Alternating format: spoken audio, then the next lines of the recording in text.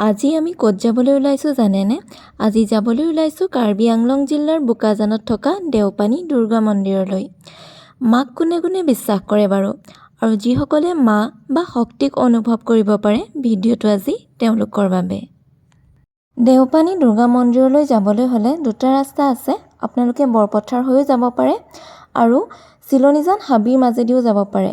আমি চিলনীজান হাবিৰ মাজেদিয়ে গ'লোঁ আৰু ইয়াতেই গৰম পানীৰ আছে। হাবিখন যথেষ্ট ডাঙৰ আৰু দীঘল, সেয়েহে ইয়াৰ নৈসৰ্গিক সৌন্দৰ্যও বৰ অতুলনীয়। হাবিখন পাৰ হ'লেই চিলনীজানৰ এই বজাৰখন পায়। বহুত দিনৰ আগতে আহিছিলোঁ, তেতিয়া বজাৰখন ইমান ডাঙৰ নাছিল, কিন্তু এতিয়া বহুত উন্নত আৰু ডাঙৰ হ'ল বজাৰখন।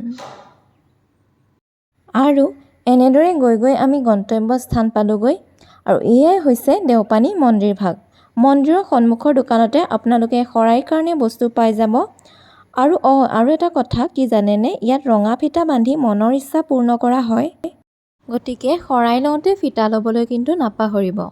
আমি ঘৰতেই শৰাই ঠিক কৰি আনিছিলোঁ, গতিকে ইয়াৰ পৰা কেৱল চাকি, ধূপ, ৰঙা ফিটা আৰু মাৰ কাৰণে চুৰ্ণি এখন লৈ ল'লোঁ। তাৰপিছত লাহে লাহে মন্দিৰৰ ভিতৰলৈ আগবাঢ়িলোঁ। কিয় নাজানো, ঈশ্বৰক চাবলৈও বাৰু অকণমান ভয় লাগে নহয়নে? আচলতে আমাৰ উৎকণ্ঠাৰ বাবেই এনে হয় চাগে। তথাপি মাৰ আশীৰ্বাদে কিন্তু সাহস দিয়ে জীৱনত প্ৰতিকূল পৰিস্থিতিকো নেওচি আগুৱাই যাবলৈ। এই দুৰ্গা মন্দিৰটি বহুত প্ৰাচীন আৰু যিজোপা গছত ফিটা বন্ধা হয় সেইজোপা গছো বহুত প্ৰাচীন। দুৰ্গা পূজাৰ সময়ত ইয়াত অগণন ভক্তৰ ভিৰ হয়।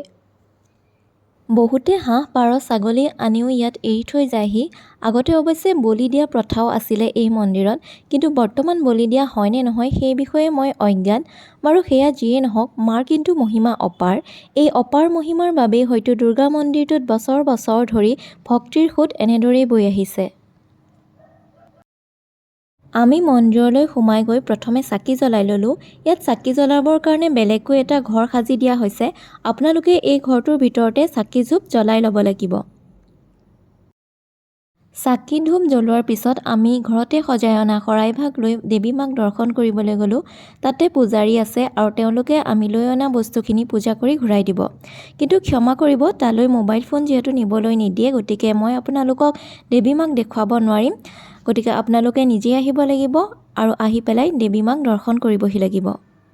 কিন্তু বাহিৰতে অকণমানকৈ মা আৰু বাবাক এনেদৰে সজাই ৰখা হৈছে। গতিকে এয়াই মই আপোনালোকক দেখুৱালোঁ আৰু মূল দেৱী মা মূৰ্তি ভিতৰত আছে। আপোনালোকে আহিব আৰু মাৰ আশীৰ্বাদ লৈ যাবহি।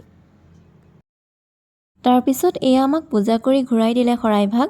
তাৰপিছত ৰঙা ফিটা বান্ধিবলৈ বুলি গ'লোঁ আৰু এইজোপাই আছিল সেইজোপা গছ য'ত নিহিত হৈ থাকে ঐশ্বৰিক শক্তি আৰু যিয়ে বছৰ বছৰ ধৰি মাৰ শক্তিৰ সাক্ষী হৈ ৰৈ আছে। আপোনালোকে একেটা উশাহতে ফিটাডাল বান্ধি মনৰ ইচ্ছা ব্যক্ত কৰিব আৰু যেতিয়া মনৰ ইচ্ছা পূৰ্ণ হ'ব তেতিয়া আকৌ আহি কোনোবা এডাল ফিটা খুলি থৈ যাবহি। তাৰপিছত এইফালে মন্দিৰৰ ছাইডত ধুনীয়াকৈ গছ-গছনি ৰোপণ কৰা হৈছে আৰু লগতে আছে এটা পুখুৰী। কিয় নাজানো, এনেধৰণৰ পুখুৰী এটা প্ৰায়েই মই সপোনত দেখা পাওঁ। গতিকে আজি বহুদিনৰ মূৰত আকৌ স্বচক্ষে চালোহি পুখুৰীটো। সেয়েহে আজি বহুদিনীয়া আশা এটা পূৰণ হ'ল। গতিকে মনলৈ যেন অকণমান শান্তি আহিল, ঠিক তেনেকুৱা এটাই অনুভৱ হৈছে। তাৰপিছত মন্দিৰৰ প্ৰাংগণতে এনেই অলপ ইফাল সিফাল কৰি দুই একপি ফটো উঠাই পুনৰ ঘৰমুৱা হ'লোঁ। আহি থাকোঁতে আকৌ ইমান ধুনীয়া ধুনীয়া কাঠেৰে নিৰ্মিত এই গড় হাতীবোৰ দেখি চাবলৈ বুলি খন্তেক সময় ৰ'লোঁ আৰু শেষত পুনৰ গাড়ীত উঠি পুনৰ ঘৰমুৱা হ'লোঁ। ভিডিঅ'টো ইমানেই আছিল। মায়ে যেন সকলোকে কৃপা কৰে তাৰেই কামনা কৰিলোঁ। ভিডিঅ'টো যদি চাই ভাল পালে তেতিয়াহ'লে লাইক আৰু এটা কমেণ্ট কৰি দিব। আজিলৈ আহোঁ তেতিয়াহ'লে, ধন্যবাদ।